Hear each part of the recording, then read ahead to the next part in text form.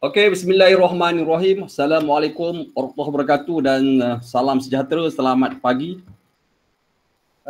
Kita melihat hari ini bab yang ke-10, matematik pengguna pengurusan kewangan, consumer mathematics, financial management. Matematik KSXM 384 2021 bersama dengan Cikgu Ruslan Kamarudin. Google Meet untuk anak-anak murid SMK Sulaiman, Bentong Pahang. Hari Rabu 8 September 2021 kita bersiaran daripada pukul 11 hingga pukul 1 untuk 2 jam. Ya, ini iklan seperti biasa. Jadi hari ini kita cuba tengok pengurusan kewangan, matematik pengguna bab yang ke-10. Tolong soal ataupun tolong bertanya, bersuara, keluarkan suara, tanya mana-mana yang tak dipahami, apa yang cikgu terang dalam tempoh sehingga pukul 1 ni. Jadi matematik pengguna pengurusan kewangan. Perancangan kewangan, ni sedikit nota yang saya bagilah. Perancangan kewangan ialah satu proses yang menilai kedudukan kewangan semasa dan masa hadapan seseorang atau organisasi dengan menggunakan sumber pendapatan dan perbelanjaan untuk menentukan aliran wang, nilai aset dan pelan kewangan pada masa hadapan. Supi Ayu boleh nampak tadi? Boleh, cikgu. Okey, suara cikgu okey? Okey. Okey. Pengurusan kewangan ialah satu proses yang melibatkan penggunaan sumber pendapatan dan aset terhadap perbelanjaan, simpanan, pelaburan dan pelindungan bagi memenuhi matlamat kewangan seseorang individu atau organisasi. Dalam buku teks pun ada penerangan apa yang cikgu tunjuk di sini. Pengurusan kewangan ni, dia melibatkan menetapkan matlamat kewangan, menilai kedudukan kewangan, mewujudkan pelan kewangan, melaksanakan pelan kewangan, mengkaji semula dan menyemak kemajuan. Ni pengurusan kewangan ni, cara mana kita menguruskan wang, cara mana kita menguruskan duit yang ada di dalam tanggungan kita lah. Macam mana kita nak menguruskan dia. Pilih pernyataan yang betul tentang pengurusan kewangan. Mana satu jawapan dia? Pengurusan kewangan. Tadi cikgu dah bagi nota kan. Ni pengurusan kewangan. Tengok nota yang cikgu bagi ni. Cuba jawab soalan ni. Video pun telah ditonton. Pilih pernyataan yang betul tentang pengurusan kewangan. Mana satu jawapan dia Supi Ayu? A, B, C, D. Mana satu? Supi Ayu? Kejap. Okey, tak apa. Salah tak apa. Mana satu jawapan yang betul lah berkaitan dengan pengurusan kewangan? Adakah jawapan dia A, B, C ataupun D? D. Okey. Jawapan dia C. Aliran tunai positif wujud jika jumlah pendapatan melebihi jumlah perbelanjaan. Aliran tunai dia akan jadi negatif jika jumlah pendapatan kurang daripada jumlah perbelanjaan. Tapi aliran tunai ni dia akan jadi positif bila pendapatan lebih daripada perbelanjaan. Jadi itu yang betul berkaitan dengan pengurusan kewangan. Okey, matlamat kewangan ni ada dua. Satu dipanggil jangka pendek, kurang daripada 1 tahun. Jangka panjang lebih daripada 5 tahun. Jadi matlamat kewangan jangka pendek. Jangka pendek ni contoh dia membeli komputer riba. Dia masuk jangka pendek. Ini contohlah. Bercuti di Pulau Pangkor. Masuk matlamat kewangan jangka pendek. Membeli telefon pintar. Untuk matlamat kewangan jangka panjang, contoh dia membuka restoran. Jangka panjang ni. Kena kumpul duit yang begitu banyak, baru kita boleh buka restoran. Simpanan untuk pendidikan anak-anak. Yang ini pun melibatkan kewangan yang banyak ni. Jadi kena simpan. Dia merupakan jangka panjang lah. Membeli rumah banglo. Yang ini pun matlamat jangka panjang. Kena kumpul duit begitu lama, barulah rumah banglo boleh dibeli. Tak boleh kumpul hari ni, besok beli. Mana ada duit. tujuan pelan kewangan yang dibuat untuk mencapai matlamat kewangan jangka pendek dan jangka panjang. Ini dia. Perkara-perkara berikut perlu diberi perhatian semasa membuat pelan kewangan. Kena lihat sumber pendapatan, kena perhatikan perbelanjaan dan tolong pastikan simpanan 10%. Simpanan 10% daripada jumlah pendapatan sebelum perbelanjaan. Dan kena lihat juga aliran tunai. Ini perkara yang perlu dilihat sebelum kita membuat pelan kewangan. Faktor-faktor di bawah boleh mempengaruhi kebolehaksanaan suatu pelan kewangan jangka panjang. Kadar inflasi, kadar faedah, dasar kerjaan dan juga kesihatan diri. Ia boleh mempengaruhi kebolehaksanaan pelan kewangan jangka panjang. Okey, cikgu bagi soalan ni. Okey.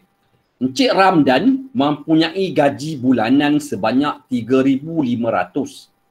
Berapakah simpanan tetap bulanan Encik Ramdan jika dia ingin mengurus kewangannya dengan baik? Siapa nak respon ni? Apa jawapan dia? Berapa simpanan tetap dia?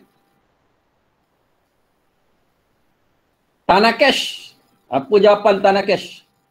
C. Tanah cash. C, cikgu. Okey, apa jawapan dia? C. Simpanan tetap bulanan. Apa dia? C.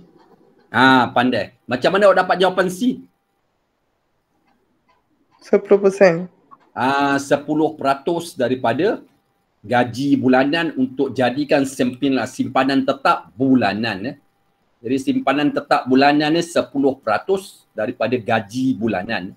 10% darab 3,500. So jawapan dia 350 lah. Yang ini balik kepada nota yang cikgu bagi tadi ya. Cuba awak tengok nota tadi. Nota yang cikgu bagi tadi. Nota ni. Tu nota dia. Perkara berikut perlu diberi perhatian semasa membuat pelan kewangan. Tengok yang ketiga. Simpanan 10%. Nampak penggunaan 10% daripada jumlah pendapatan. Jadi untuk jawab soalan tadi, awak kena kira 10% daripada gaji dia 3,500 ya. Itu yang dapat jawapan yang diberi oleh Tanah Cash tadi. Jawapan dia 350. Jadi nota-nota tadi kena guna pakailah untuk cari jawapan ya. Kita ikut nota, jangan awak tulis ni simpanan tetap bulanan awak guna 40%. Tak kena kalau macam tu. Ikut nota yang diberi tadi. Okey, yang ini, yang mana satu faktor, tadi saya dah bagi nota, yang boleh mempengaruhi kebolehaksanaan pelan kewangan jangka panjang kecuali. Di situ ada perkataan kecuali. Maknanya kecuali itu yang bukan. Yang mana satu yang bukan mempengaruhi faktor-faktor pelan kewangan jangka panjang. Uzair, apa jawapan Uzair? Mana satu jawapan dia? A, B, C, D. Cikgu, inflasi tu apa? Inflasi ni maknanya kita kena berjimat cermat lah. So jawapan dia saya pilih B. Jawapan? B. Awak tengok soalan tu dia tanya kecuali tu. Maknanya yang tak mempengaruhi faktor-faktor yang tak mempengaruhi kebolehaksanaan pelan kewangan. Kalau awak tengok antara A, B, C, D ni yang tak ada kaitan dengan soalan ini kecuali ya, maknanya insurans. Insurans tak ada kaitan. Ada nota saya bagi tadi kan? Cikgu ada bagi nota di depan tadi. Kat mana nota tadi? Ni nota tadi. Tengok nota yang ketiga tu. Faktor-faktor di bawah. Tolong ambil kalau ada handphone tolong ambil gambar lah. Faktor-faktor di bawah boleh mempengaruhi kebolehaksanaan suatu pelan kewangan jangka panjang. Inflasi termasuk ni. Dasar kerajaan termasuk. Kadar faedah pun termasuk dan kesihatan diri. Dalam soalan ni, dalam maklumat ini tak ditulis berkaitan dengan insurans. Jadi insurans tak mempengaruhi faktor-faktor untuk kebolehaksanaan pelan kewangan jangka panjang. Boleh Uzair faham Itu dia. Jadi Faham jawapan dia lah. Nota tadi kita guna pakai ya. Okey, yang ini ya. Di sini kita bagi soalan gabungan lah. Satu, mengurus hutang. Yang kedua, insurans. Yang ketiga, dana kecemasan. Yang keempat, simpanan dan pelaburan. Berdasarkan contoh-contoh di atas, yang manakah perlu dimasukkan dalam pelan keuangan? Yang mana satu? Yang perlu dimasukkan dalam pelan keuangan. Yang mana satu? Siapa nak cuba? Darwis. Darwis Hakim, Pak AC. Yang mana satu perlu dimasukkan dalam keuangan? Darwis. Senyap ni. Lai Chen Lin. Ya, Cikgu. Apa jawapan Lai Chen Lin? T. Jawapan D, bagus. Kita terima keempat-empat. Untuk kita masukkan dalam pelan keuangan kita. Jadi kena masukkan mengurus hutang, kena masukkan insurans, dana kecemasan dan simpanan dan pelaburan. Jadi soalan pengurusan keuangan ni kadang-kadang soalan ni dalam bentuk ini, dalam bentuk ayat. Dia tak ada pengiraan ni. Jadi kena berhati-hatilah dengan tajuk ni dan perlu belajar. Cikgu rasa tajuk ni boleh belajar, awak boleh belajar sendiri ya. Dan cikgu pun dah bagi video dan cikgu pun dah tunjuk dalam Google Meet ni. Awak boleh tengok tajuk-tajuk tu daripada buku-buku teks dan juga buku-buku rujukan. Boleh belajar sendiri tajuk ni sebab tajuk yang agak mudah.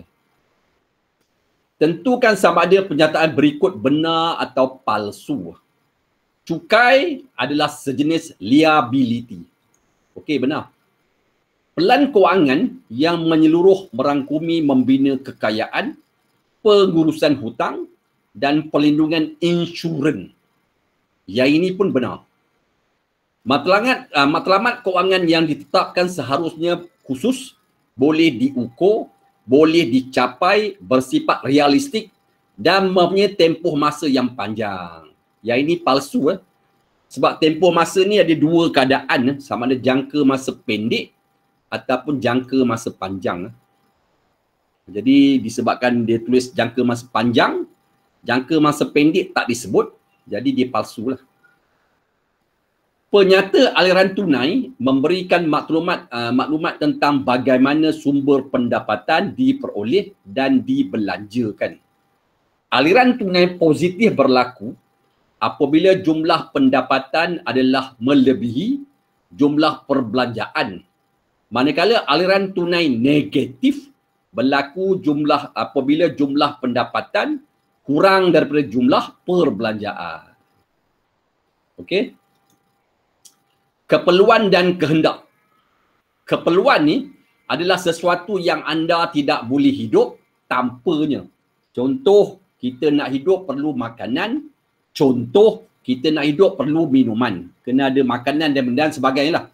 Kehendak pula adalah sesuatu yang anda tidak semestinya memerlukannya untuk hidup. Tetapi anda ingin menuntut gaya hidup yang lebih mewah. Contohnya, barang kemas. Barang kemas ni kalau tak ada boleh hidup. Tapi untuk gaya hidup yang lebih mewah, kalau kita pakai nampak hebat lah. Keperluan dan kehendak adalah sangat penting kerana ia akan mempengaruhi tingkah laku perbelanjaan. Semasa menentukan matlamat keuangan, seseorang harus memberi keutamaan kepada keperluan daripada kehendak. Keperluan didahulukan daripada kehendak. Okey, yang ini, apakah maksud kehendak? Tadi cikgu dah bagi nota dah. Rawzatul Hana, apa maksud kehendak? Mana satu jawapan Rawzatul Hana? A, B, C, D. Ada kan Rawzatul Hana ni kan? Cikgu nampak masuk tadi.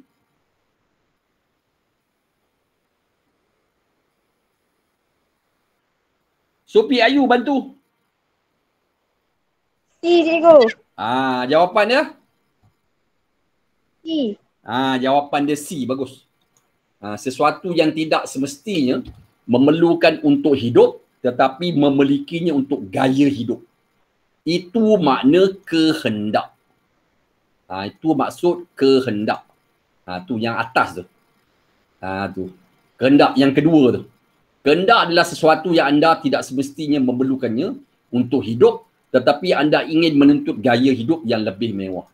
Jadi untuk soalan ni, jawapan dia C lah. Jadi awak kena hafal lah semua benda ni, kehendak, keperluan. Kena baca dan kena hafal lah. Okey, pendapatan aktif ni, dia ada 3. Gaji, allowance, commission. Pendapatan pasif pula, dividen, sewa diterima, faedah simpanan bank. Ingat ni. Yang mana satu pendapatan aktif, yang mana satu pendapatan pasif. Okey, yang ini. Antara ABCD ni, yang mana pendapatan aktif? TKW, 4AC. Ada TKW? Ada. Antara jawapan ABCD ni TKW, yang mana satu pendapatan aktif?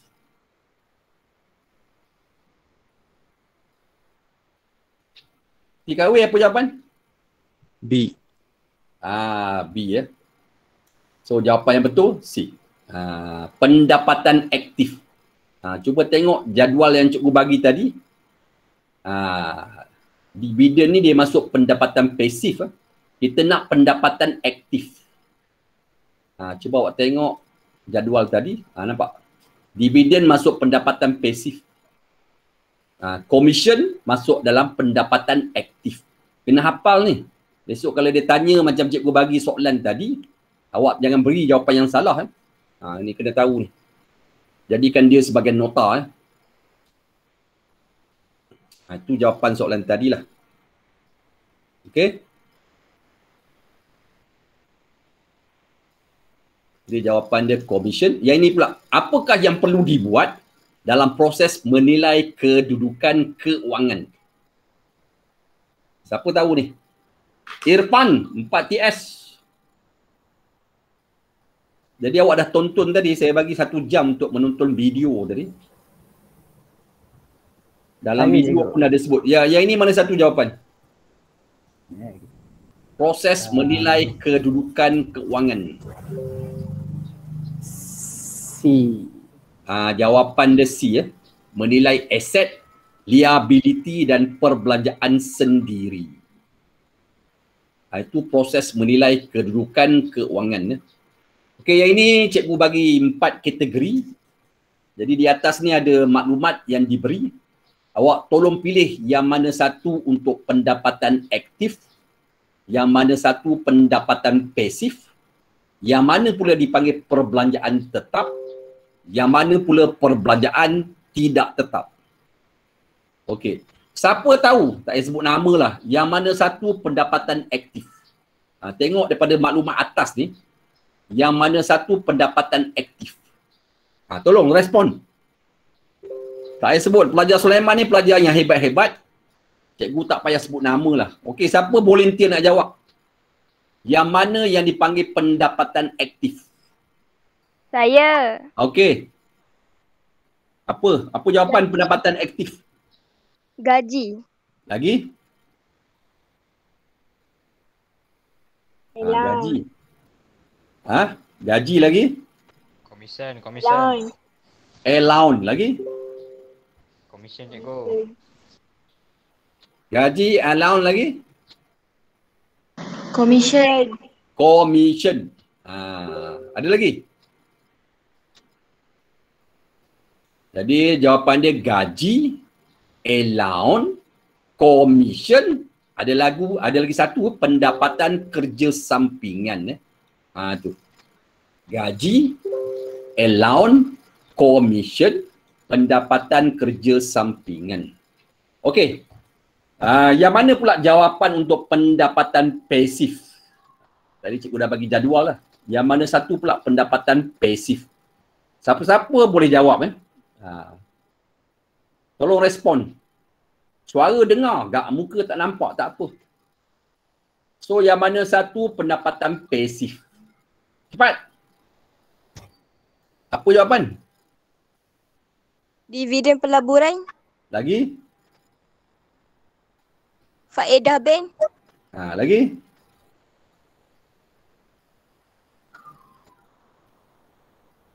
Dividen pelaburan, faedah bank. Ada lagi? Pendapatan sewa. Pendapatan sewa. Okey. Tadi betul lah 3 jawapan. Pendapatan sewa, dividen pelaburan, faedah bank. Okey. Kemudian yang mana pula jawapan untuk perbelanjaan tetap? Tetap ni bermakna setiap bulan kita bayar benda yang sama. Maknanya bulan 1 bayaran dia, contohlah bayaran dia 100, contoh ataupun bayaran dia 800. Bulan kedua pun 800. Bulan ketiga pun 800. Maknanya tetap. Tak berubah-ubah. Bayaran tu setiap bulan. Jadi mana jawapan yang harus dipilih? Untuk Ansuran perbelanjaan kereta. tetap. Okey? Cikgu bagi contoh ansuran kereta.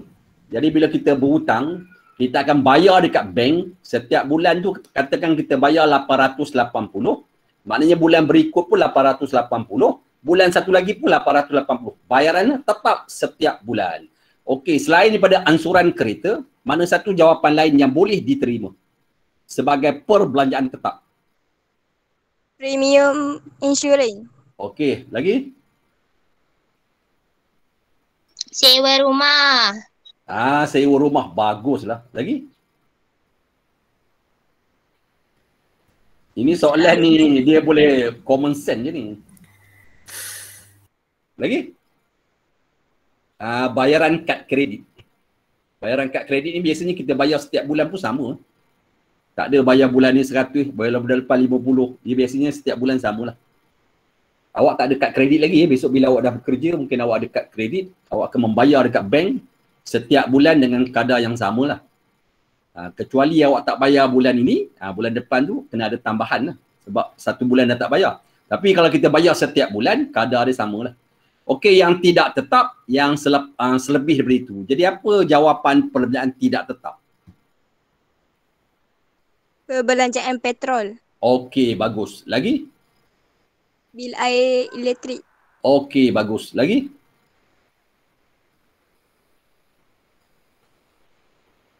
Ada satu lagi. Perbelanjaan tidak tetap. Barang dapur. Okey. Barang dapur. Awak pergi kedai, awak beli barang dapur, bulan ini mungkin RM200. Bulan depan pula mungkin RM300. Bulan satu lagi tu barang banyak lagi, awak beli sedikit, mungkin RM50. Jadi maknanya perbelanjaannya setiap bulan tak tetap. Ada setengah buku rujukan dia panggil perbelanjaan boleh ubah. Jadi besok kalau jumpa perbelanjaan boleh ubah, yang itu sama maknanya dengan perbelanjaan tidak tetap. Sebab ada juga buku yang menggunakan perkataan boleh ubah. Perbelanjaan boleh ubah. Inilah jawapan untuk perbelanjaan tidak tetap. Petrol, barang dapur, bil air dan juga bil elektrik. Kadang-kadang kita panggil utility, bil-bil utility. Apa makna aset? Ini maksud aset. Merupakan wang tunai. Jadi wang tunai ni dipanggil aset. Apa makna pelaburan? Pelaburan ni seperti simpanan, saham, amanah saham dan hartanah. Apa makna liability? Liability ni maksud dia pinjaman, hutang kad kredit, sewa dan bil utility. Iaitu dipanggil liability lah. Boleh ya? Bil utility ni maksud bil elektrik, bil air. Okey. Okey, yang ini cuba tengok. Jadual 1 menunjukkan senarai aset dan liability Encik Sudir. Butiran akaun simpanan tetap RM10,000, akaun simpanan RM5,000, pelaburan amanah saham RM6,000, pelaburan saham RM8,000, hutang kad kredit RM2,000, pinjaman peribadi RM15,000. Jadi dia suruh bina penyata kira-kira.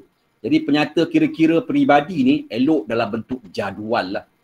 Jadi kita pecahkan dia dalam bentuk akaun, pelaburan. Kita pecahkan dia, aset dan liability ya. Jadi kalau nak buat penyata kira-kira peribadi, kena ada aset dan juga liability ya. Jadi kita ambil butiran yang tadi, kita pecahkan dia.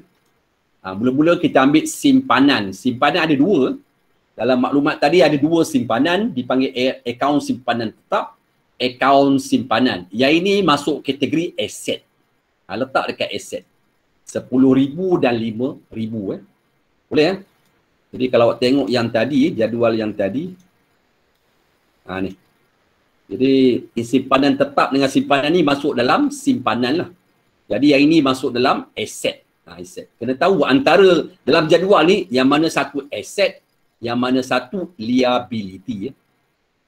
Kemudian kita masuk dekat jadual penyata kira-kira peribadi Encik Sudir ni. Simpanan dia duduk dalam aset, simpanan tetap dia 10,000, akaun simpanan 5,000. Kemudian dia ada pelaburan. Jadi kita buat pemisah dia, pelaburan ada dua juga. Amanah saham dan saham. Yang ini pun merupakan aset ya. Jadi 6,000 untuk amanah saham dan saham dia 8,000. Dan pinjaman ada dua. Satu pinjaman peribadi, satu lagi kad kredit. Yang ini masuk dalam kumpulan liability. Masuk dekat liability.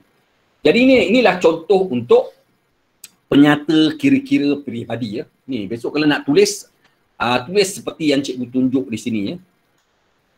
Jadi kemudian kita cari jumlah. Jadi jumlah untuk aset, kita tambah satu persatu ni, dapatlah jumlah aset dia 29,000. Kemudian kita cari jumlah untuk liability, 15,000 tambah 2,000 dapat 17,000. Jadi nak cari nilai harta bersih. Nilai harta bersih ni dia punya formula dia aset tolak liability. Bermakna 29,000 tolakkan dengan 17,000. Itulah jawapan untuk nilai harta bersih. So jawapan dia 12,000. Jadi nilai harta bersih Encik Sudir ada 12,000. Boleh ya? Okey tak ni? Anak-anak SMK Sulaiman tingkatan 4, okey? Okey cikgu, okey. Okey. Okey cikgu, okey. Okey. Pastikan semua ada dalam talian ya. Pendapatan, tadi cikgu dah sebut pendapatan adalah terdiri daripada pendapatan aktif iaitu gaji, allowance, commission, dan pendapatan pasif iaitu sewa, faedah, dividen. Manakala perbelanjaan pun ada dua jenis, dipanggil perbelanjaan tetap untuk sewa rumah, ansuran kereta, bayaran insurans, dan perbelanjaan tidak tetap untuk bil utility, kos perubatan, minyak, kereta, petrol. Okey, yang ini SMART matlamat kewangan selalu kita berpandu kepada konsep SMART lah. S bermakna khusus ataupun spesifik. M boleh diukur, measurable. A ni boleh dicapai, attainable. R boleh jadi kenyataan, realistik. T ni tempoh masa, time bound. Realistik ni maknanya membina rumah. Membina rumah lah. Awak tak adalah. Jangan membina rumah di udara. Mana boleh. Itu bukan realistik. Realistik ni maknanya benda tu memang boleh dibuat. Boleh dibuat lah. Realistik. Okey, antara yang berikut, matlamat kewangan yang manakah memenuhi konsep SMART? SMART. Okey, mana satu jawapan ni? A, B, C, D. Yang mana satu memenuhi konsep SMART? Tadi, yang cikgu bagi nota tadi. Siapa nak volunteer jawab? Iman Amsar. Apa jawapan Iman Amsar? 4TS. Iman Amsar? Ya, cikgu. Apa jawapannya? Yang mana memenuhi konsep SMART? D. Bagus. D ya.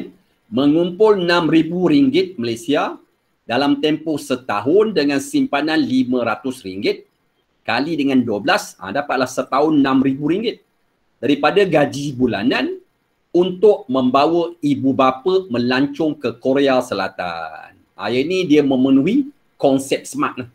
Konsep SMART lah. Jadi jawapan ABC tu dia tak memenuhi ya. Okey, kena pasti matlamat keuangan berikut mengikut konsep SMART. Amran ingin menyimpan RM400 dalam masa 8 bulan.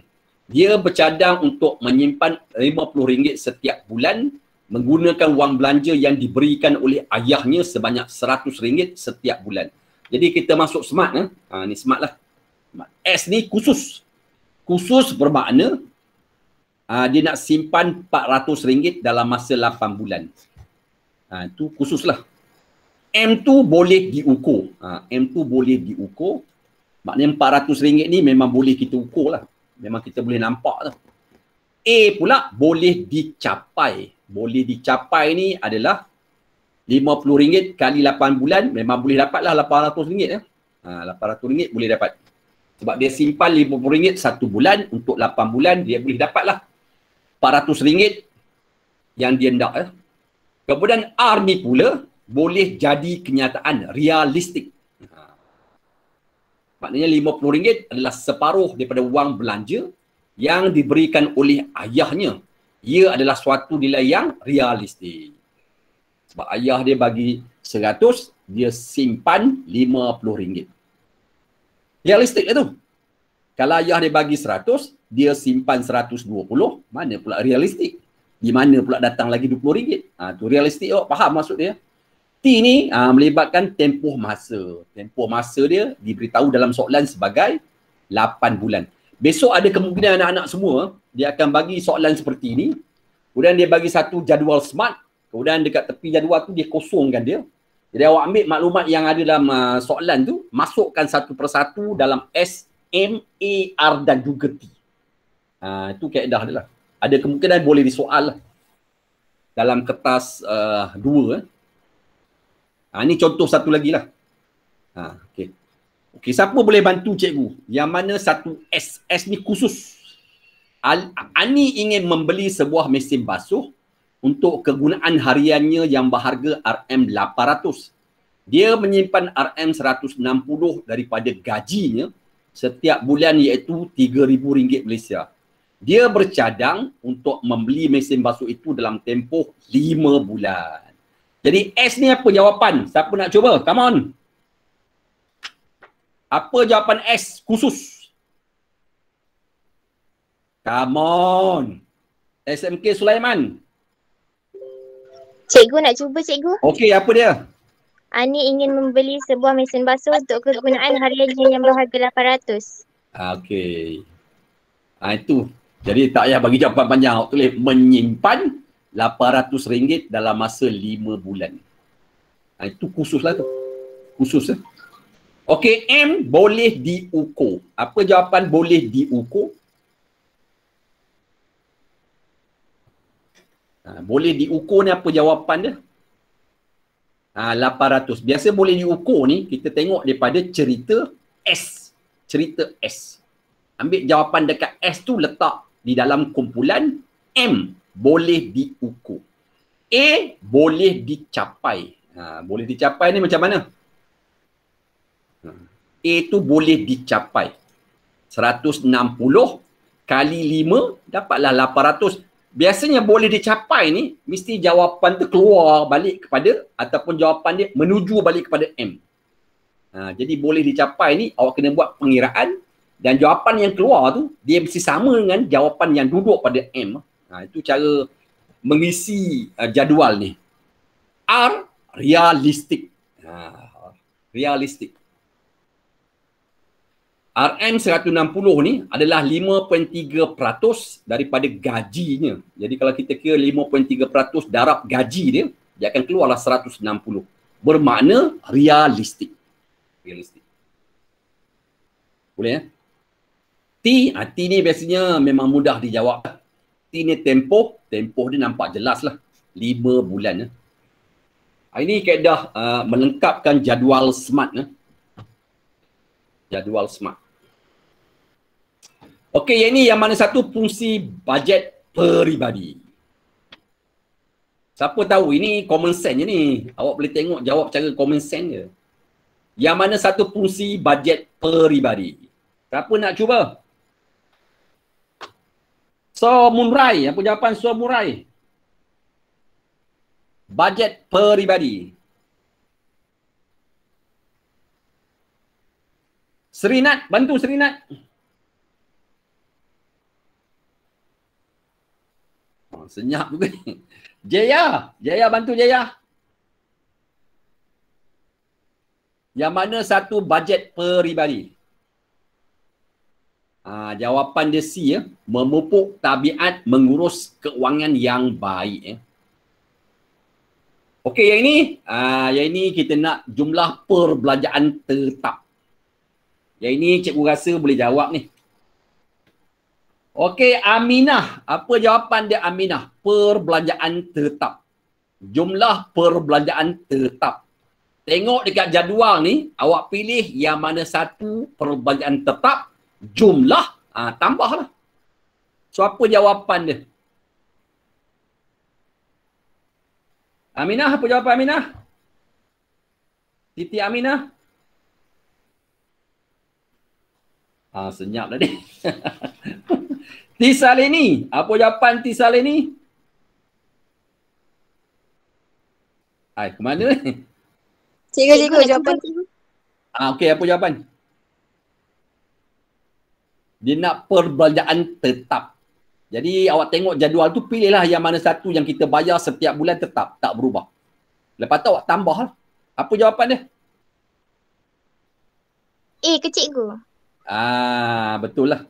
Jadi bayaran tetap ni, perbelanjaan tetap ni duduk pada pinjaman kereta dan juga pinjaman rumah. 700 tambah dengan 850. So dapatlah 1550 jawapan dia A. Bagus. Mudah soalan ni. Dia tanya perbelanjaan tetap. Kalau dia tanya jumlah perbelanjaan tidak tetap, tidak tetap, petrol, dapur, utility rumah. Itu tak tetap. Jadi jumlah tambahlah. Okey, yang ini pula. Adnan menerima pendapatan aktif sebanyak RM4,600 dan pendapatan pasif sebanyak RM900 dalam sebulan. Adnan mempunyai perbelanjaan tetap sebanyak RM2,500 dan perbelanjaan tidak tetap sebanyak RM2,000. Berapakah aliran tunai? Siapa tahu macam mana nak cari aliran tunai ni? Respon? Nak cari aliran tunai. Mudah tu. Aliran tunai ni dia punya formula dia, jumlah pendapatan tolak dengan jumlah perbelanjaan. Itu aliran tunai. Jumlah pendapatan tolak dengan jumlah perbelanjaan. Jumlah pendapatan pula bermakna awak ambil pendapatan aktif, awak tambah dengan pendapatan pasif. Itulah jumlah pendapatan. Manakala jumlah perbelanjaan pula, ambilkan jawapan perbelanjaan tetap tambah dengan perbelanjaan tidak tetap. Itu masuk jumlah perbelanjaan. Okey. Jadi aliran tunai ni jumlah pendapatan tolak dengan jumlah perbelanjaan. Itu dia. Jumlah pendapatan bermakna pendapatan aktif tambah pendapatan pasif. Jumlah perbelanjaan bermakna perbelanjaan tetap tambah perbelanjaan tidak tetap. Inilah kaedah mencari aliran tunai. Okey. Jadi pendapatan aktif dan pasif awak tambah 4,600 tambah 900. Perbelanjaan tetap dan tidak tetap bermakna tetap 2,500 tambah dengan tidak tetap 2,000. Jadi bila kita kira dapatlah jawapan dia 1,000. Jawapan dia A. Ingat ya, aliran tunai ni formula dia jumlah pendapatan tolak jumlah perbelanjaan. Jumlah pendapatan bermakna pendapatan aktif tambah pendapatan pasif. Jumlah perbelanjaan pula bermakna perbelanjaan tetap tambah perbelanjaan tidak tetap. Itu dia. Okey, yang ini. Yang mana satu jawapan untuk perbelanjaan tidak tetap Encik Lon? Yang mana satu perbelanjaan tidak tetap? Berapa jumlah dia? Kampuisan. Apa jawapan Kampuisan? Perbelanjaan tidak tetap. Variable expenses. Siapa nak cuba? Come on. Tarunan. Apa jawapan tarunan? Tarunan.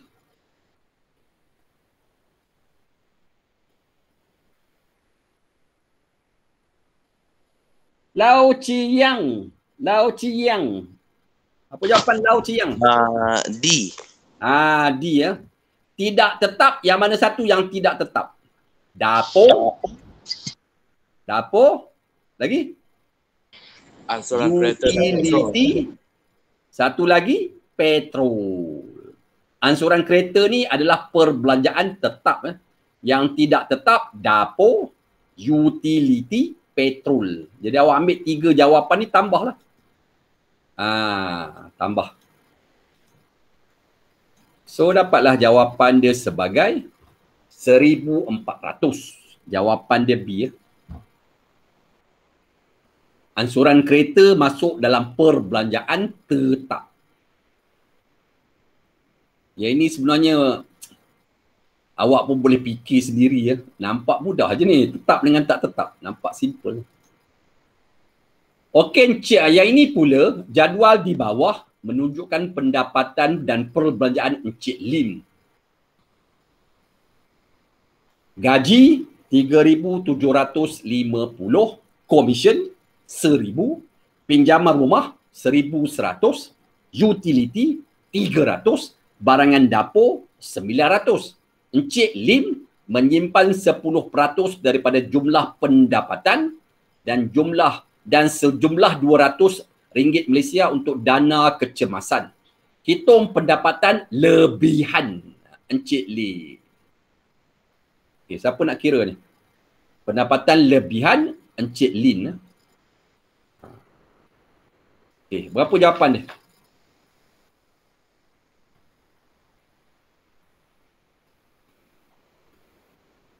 Jadi kita dapatkan pendapatan dah tentulah gaji tambah dengan komisen. Jadi pendapatan dia 3,750 tambah 1,000. 4,750. Simpan 10% daripada gaji. Jadi simpanan dia RM475. Dana kecemasan RM200. Kemudian perbelanjaan pula, dia akan membelanja untuk pinjaman rumah, utility dan juga barangan dapur. Jadi perbelanjaan dia adalah 1,100 untuk rumah, 300 untuk utility, 900 untuk barangan dapur. Jadi perbelanjaan dia 2,300. Jadi untuk cari pendapatan lebihan, bermakna jumlah pendapatan, tolak simpanan, tolak dana kecemasan, tolak perbelanjaan. Itulah pendapatan lebihan. Jadi pendapatan lebihan ni, ambil jumlah pendapatan 4,750, tolak yang disimpan 475, tolak dengan dana kecemasan 200, tolak dengan perbelanjaan 2,300. Jadi dapatlah pendapatan lebihan dia, iaitu 1,775. Jawapan dia D. Ini kaedah mencari pendapatan lebihan. Dalam buku teks pun ada contoh, boleh tengok. Dan buku-buku rujukan pun ada, banyak contoh. Okey, ini kita nak yang mana satu. Berapakah jumlah perbelanjaan tetap Amani? Yang mana satu perbelanjaan tetap? Siapa nak tolong ni? Yang mana satu perbelanjaan tetap? Ansuran rumah ni tetap ke tidak tetap? Tetap. Okey, utility rumah? Tak. Tidak tetap. Premium insurans? Tetap. Bagus. Barangan runcit? Tak. Okey, ansuran kereta? Tetap. Okey, belanja petrol? Tak. Pendidikan kanak-kanak? Tetap. Okey, jadi awak tambahlah. Untuk yang tetap tu, yang mana satu jawapan dia? Sebab dia nak perbelanjaan tetap. Jadi tambahkan yang telah diberitahu tadi. Apa jawapan yang harus diberi? Come on.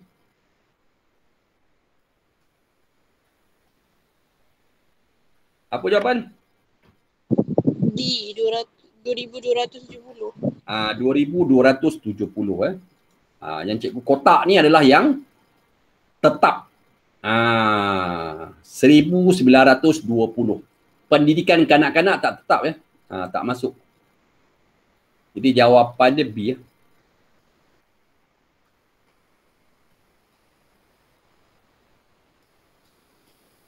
Okey ya, boleh ya. Itu dia. Itu kaedah dia lah. Okey, yang ini jadual di bawah menunjukkan pendapatan Encik Roslan. Cikgu lah tu. Gaji 2,800, allowance 300, sewa diterima 550, dividen 250. Hitung pendapatan aktif Encik Roslan. Jadi kalau awak tengok antara dalam jadual ni, awak kena tahu yang mana masuk dalam pendapatan aktif, yang mana satu masuk dalam pendapatan pasif. Gaji ni aktif ke pasif? Aktif. Bagus. Allowance? Aktif. Sewa diterima? Tak. Pasif lah. Pasif. Ah, Dividen? Dividen? Pasif. Pasif. Jadi pendapatan aktif, gaji dan allowance. Jadi awak tambahlah 2,800 tambah dengan 300. Jadi jawapan dia 3,100. Kalau dia tanya pendapatan pasif, maknanya sewa diterima tambah dengan dividen. 550 tambah 250. Jawapan dia 800. Jadi kena tahulah yang mana satu yang dipanggil pendapatan aktif, yang mana satu yang dipanggil pendapatan pasif. Okey, yang ini pendapatan aktif dan pendapatan pasif raman pada bulan Januari masing-masing. 4,350 dan 2,100. Perbelanjaan tetap dan perbelanjaan tidak tetap dalam bulan yang sama masing-masing adalah 2,600 dan 980. Berapakah aliran tunai? Tadi dah bagi tahu dah. Okey, tolong kira. Berapakah jawapan aliran tunai untuk Rahman? Mana satu jawapan? Mudah itu. Ambil kalkulator, tekan je. Cepatlah jawapan.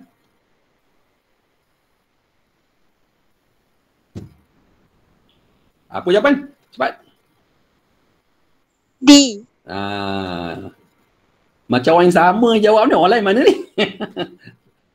Jawapan D. Maknanya aliran tunai ni pendapatan aktif tambah pendapatan pasif tolak dengan perbelanjaan tetap tambah dengan perbelanjaan tidak tetap. Itu dia. So jawapan dia D ya. Bagus. Itu kaedah mencari aliran tunai. Yang ini cikgu dah bulat. Tak apalah. Lupa nak ni. Boleh ya? Okey. Antara berikut konsep yang manakah digunakan dalam menetapkan matlamat? Ini soalan senang ni. Takkan awak pilih jawapan teorem Pythagoras. Mana satu ni? Ya, konsep yang kita guna untuk menetapkan matlamat. Kita guna konsep apa? Smart. Bagus. Smart. Smart ya. Jangan jawab hukum indeks pula. Nanti orang ketawa pula. Elok. Okey, yang ini Puan Roha mempunyai jumlah liability dan jumlah aset masing-masing sebanyak RM40,000, RM50 Malaysia dan RM105,500 Malaysia. Hitung nilai bersih harta Puan Roha. Siapa tahu apa formula nilai bersih? Nilai bersih harta. Tadi Jumlah aset tolak jumlah liability. Wah, pandai. Jumlah aset tolak dengan jumlah liability. Maknanya 105,500 tolak dengan 40,050. Itulah jawapan. Cuba bayangkan kalau kita tak ingat formula ni, tak boleh jawab soalan ni. Padahal soalan ni senang saja. Jumlah aset tolak jumlah liability. Simple sahaja. Okey ya? Boleh tak ni? Cikgu okey kan? Okey. Maklumat menunjukkan pendapatan dan perbelanjaan Abdul dalam bulan Januari. Pendapatan aktif 2,600. Pendapatan pasif 400. Perbelanjaan tetap 1,240.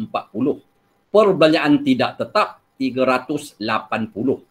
Cari soalan 1 jumlah pendapatan, total income. Yang kedua jumlah perbelanjaan, total expenditure. B, adakah Abdul seorang yang bijak dalam pengurusan keuangan? Beri justifikasi anda. Jadi apakah jawapan jumlah pendapatan? Mudah tu. 3,000. Andai. Ambil pendapatan aktif tambah dengan pendapatan pasif. Jadi jumlah dia 3,000. Okey, berapa pula jumlah perbelanjaan? Dah ada dah. Di atas tu. Perbelanjaan tetap tambah dengan perbelanjaan tidak tetap. Jawapan dia 1,620. Okey, B ni. Jadi Abdul ni, adakah dia bijak ataupun tidak dalam menguruskan keuangan dia? Beri justifikasi anda. Bijak ke tak bijak ni? Bijak. Kenapa?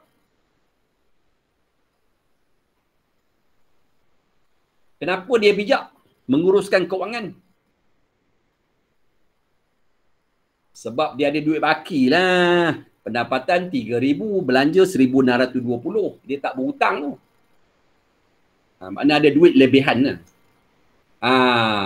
Jadi Abdul ni seorang yang bijak. Ya. Kerana jumlah perbelanjaan kurang daripada jumlah pendapatan. Itu dia punya justifikasi. Besok tulis begitulah, tak payah tulis panjang-panjang. Ya, kerana jumlah perbelanjaan kurang daripada jumlah pendapatan. Okey, kita okey ni?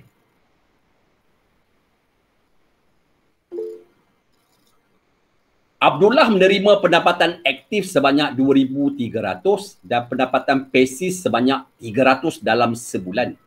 Dia menangguh perbelanjaan tetap sebanyak 2,100 sebulan dan perbelanjaan tidak tetap sebanyak 800 sebulan.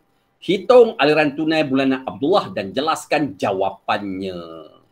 Jadi aliran tunai ni jumlah pendapatan tolak jumlah perbelanjaan. Jadi jumlah pendapatan aktif bersama pasif 2,300 tambah 300. Jumlah perbelanjaan tetap bersama dengan tidak tetap 2,100 tambah 800. So kita dapati jawapan dia negatif 300. Aduh dia. Jadi aliran tunai dia berbentuk aliran tunai negatif lah. Negatif 300. Maknanya aliran tunai dia negatif ni. Akan membebankan Abdullah dan mungkin menyebabkan penggunaan kad kredit bagi mengatasi masalah keuangan. Jadi duit tunai dah tak ada, jadi dia akan guna kad kredit lah. Jadi dia akan membebankan Abdullah ya. Itu kaedah kita cari dia punya penjelasan kepada jawapan. Sebab jawapan aliran tunai tu negatif ni. Dia jadi aliran tunai negatif. Okay, yang ini yang kedua pula. Mariam ialah seorang kerani di sebuah syarikat. Dia menerima gaji bulanan sebanyak 3,500 dan juga menerima 1,200 hasil daripada kerja sambilannya. Mariam perlu membayar sebanyak 1,800 untuk perbelanjaan bulanannya dan perbelanjaan tidak tetap sebanyak RM600 sebagai pemberian kepada ibu bapanya. A. Hitung aliran tunai bulanan Mariam. Jelaskan jawapan anda. Jadi aliran tunai jumlah pendapatan tolak jumlah perbelanjaan. Jadi pendapatan dia 3,500 tambah dengan pendapatan sampingan dia 1,200. Itu jumlah pendapatan dia. Jumlah perbelanjaan dia 1,800 dan juga 600. Jadi aliran tunai dia adalah 2,300. Aliran tunai dia adalah positif. Aliran tunai dia positif bermakna baiklah. Baik. Kerana Mariam boleh menyimpan pendapatan lebihan dia di bank dan memperoleh faedah atas simpanan. Itu cara kita jawablah. Jawapan untuk A. Kemudian soalan B tu jelaskan aliran tunai Mariam jika pendapatan pasifnya tidak wujud. Pendapatan pasif tak ada. Tak ada pendapatan pasif. Dan jumlah perbelanjaan menurun sebanyak 10%. Jadi aliran tunai dia aktif ada, pasif tak ada. Maknanya dia tak ada kerja sambilan lah. Kerja sambilan tak ada. Kosong lah. Jumlah perbelanjaan ni menurun 10%. Bila menurun, kena guna tolak lah 100 tolak 10. Daripada perbelanjaan dia 1,800 tambah dengan 600, 2,400 lah. So kita dapati bahawa aliran tunai dia masih dalam bentuk positif. Aliran tunai dia positif sebanyak 1,340 adalah baik kerana Mariam boleh melabur atau membuat persediaan menghadapi situasi kecemasan jika berlaku kelak. Okey, cikgu nak bagi kerja rumah. Ni kerja rumah ni tolong snap guna handphone. Okey, snap. Anak-anak tolong ambil gambar. Tulis dalam buku latihan. Ni ada 1, 2, 3. Ambil kamera, tangkap gambar. Salin balik dalam buku latihan dan tolong jawab. Soalan 3 saya dah bagi jawapan. Tolong tunjuk kaedah bagaimana dapat jawapan 2250. Soalan 1 dan 2 cikgu tak bagi jawapan lah. Kalau cikgu bagi jawapan, awak dah tahu jawapan dia. Senang itu. Macam soalan 2 tu dia nak A. A dalam perkataan smart. Apa mana A?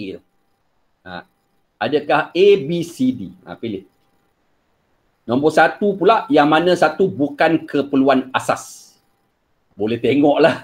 Tengok pada tahu jawapan. Soalan 1. Siapa tahu apa jawapan 1? Bukan keperluan asas. D. Percutian lah. Percutian bukan keperluan asas. Makanan, pakaian, tempat tinggal, yang itu adalah keperluan asas. Kita boleh jawab soalan ini. Senang ni soalan. Macam nombor 2 tu, apa mana A dalam perkataan smart tu, awak tengok balik nota yang cikgu bagi. Kemudian nombor 3 ni cikgu dah bagi jawapan. Tolong tunjuk kaedah bagaimana dapat jawapan 2250. Okey dah. Okey ni dah ambil gambar dah. Okey, tengok soalan ni pula. Ini soalan yang keempat. Cari jumlah pendapatan aktif Encik Ramli. Ambil gambar. Salin soalan ni dalam buku latihan.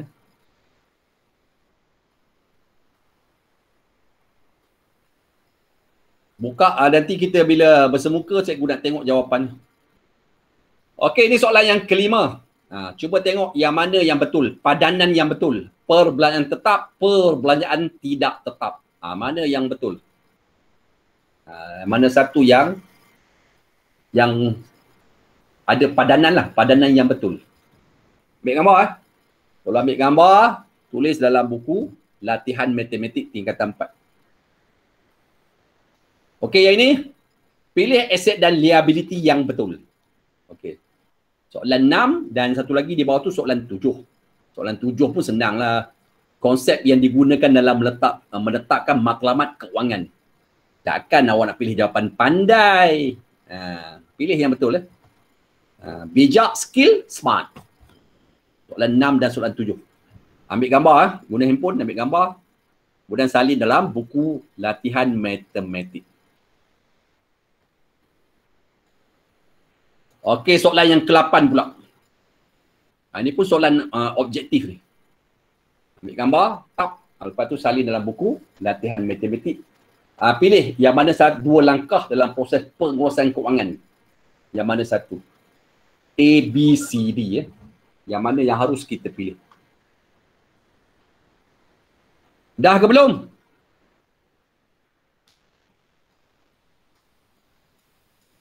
Supi Ayu dah ke belum? Dah, cikgu dah. Okey. Okey, soalan 9. Tolong tulis di sebelah kanan ni, S apa makna, M apa makna, A apa makna, R apa makna, T apa makna. Tadi saya dah bagi nota. Jadi awak salin balik, tulis dekat sebelah kanan ni. Di ruang kosong ni. Konsep pendekatan SMART.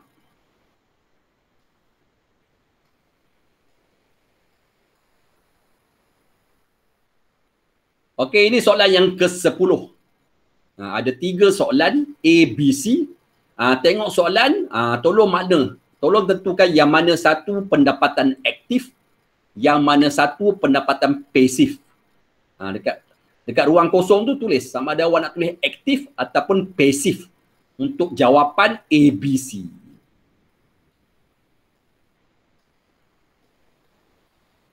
Boleh ya? Okey, itu sahaja. Jadi dah pukul 1:06.